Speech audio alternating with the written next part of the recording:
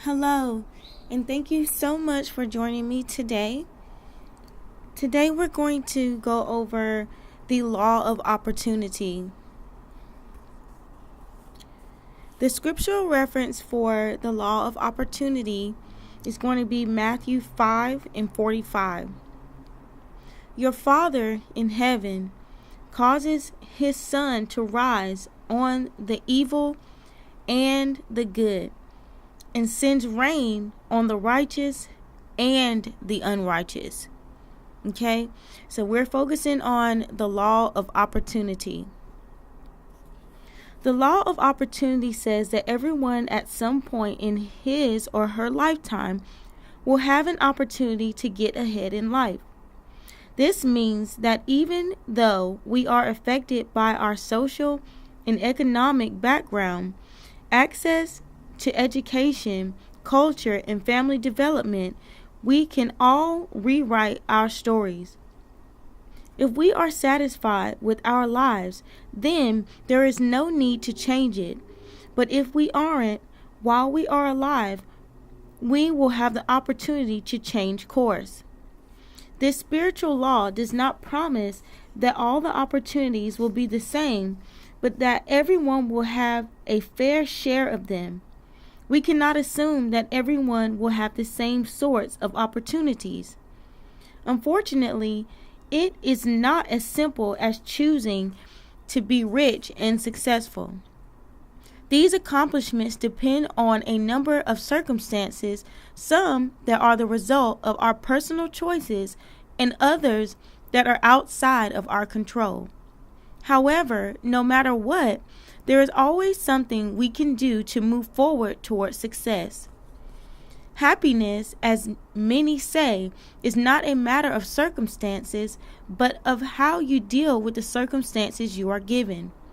In life, you will be called to react to a number of things. Some are foreseeable, while others are unpredictable.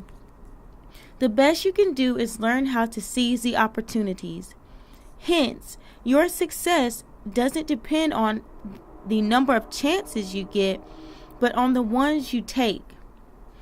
It is useless to compare yourself with others in terms of how lucky or unfortunate you are. That won't change a thing. We all have to play the hand we are dealt in life. You must move from where you are to where you want to be. For that, you have to be willing to pay the price and expend the time and the effort necessary to get there. King Solomon is widely regarded as the wisest man who ever lived. The Bible says that God granted Solomon a wise and discerning heart so that there will never be anyone like you, nor will there ever be.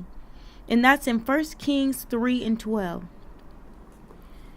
In Solomon's biblical book of Ecclesiastes, he writes, all share a common destiny, the righteous and the wicked, the good and the bad, the clean and the unclean, those who offer sacrifices and those who do not.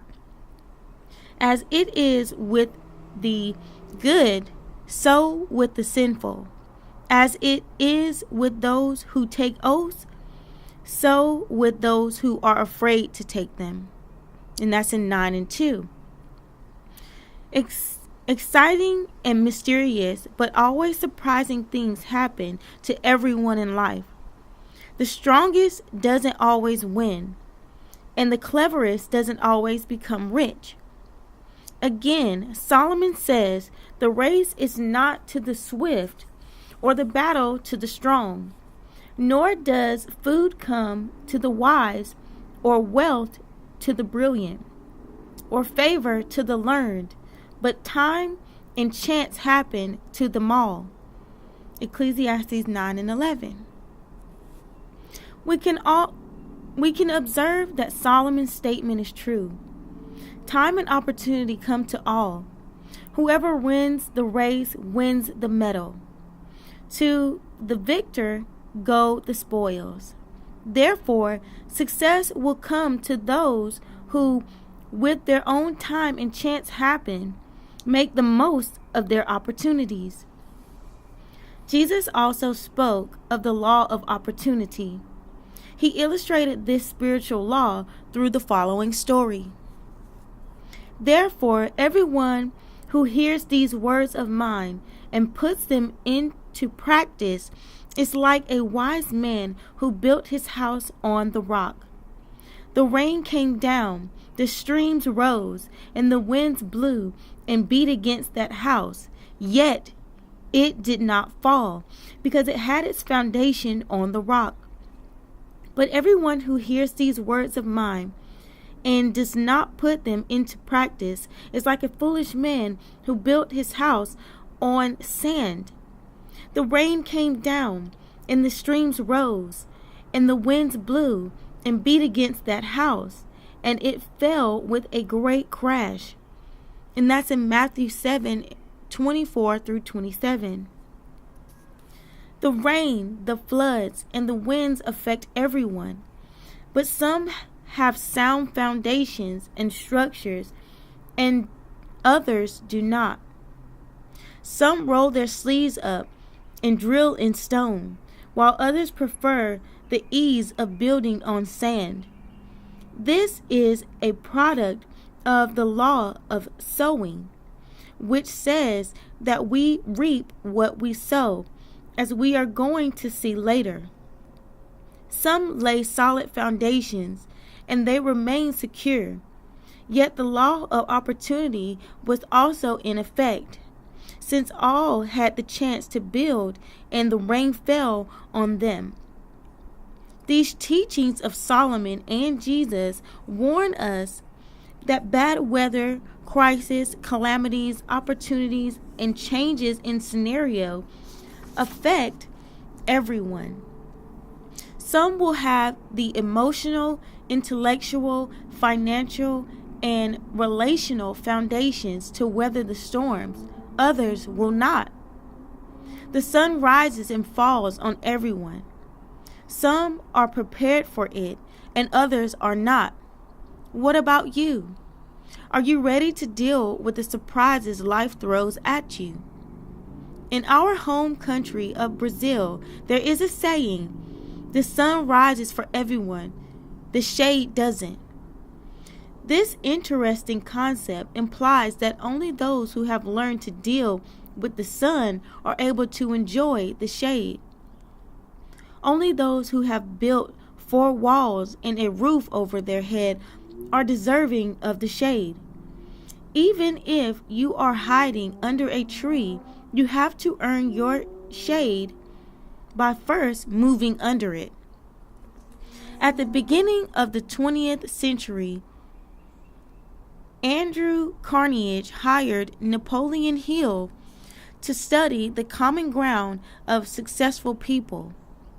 Hill spent over 20 years researching the lives of the most successful men of his time.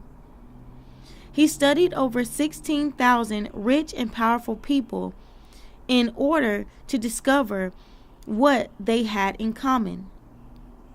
Among those, he studied where the 500 most important millionaires at that time, including Thomas Edison, Alexander Graham Bell, Henry Ford, Elmer Gates, Theodore Roosevelt, George Eastman, Woodrow Wilson, and John D. Rockefeller.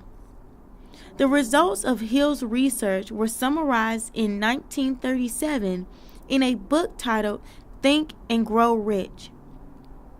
The book was submitted to the analysts of bankers, business persons, and university professors in order to correct or eliminate information lacking practical, scientific, or economic basis.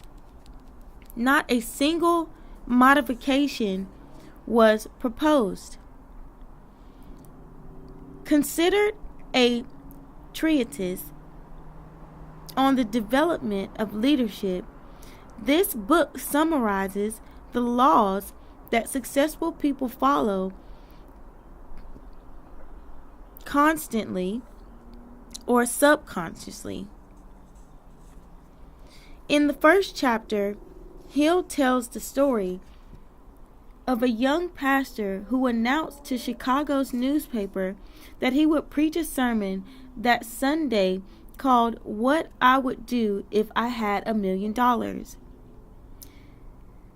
Curious as to what he would hear, the meatpacking mogul Philip Armour decided to attend.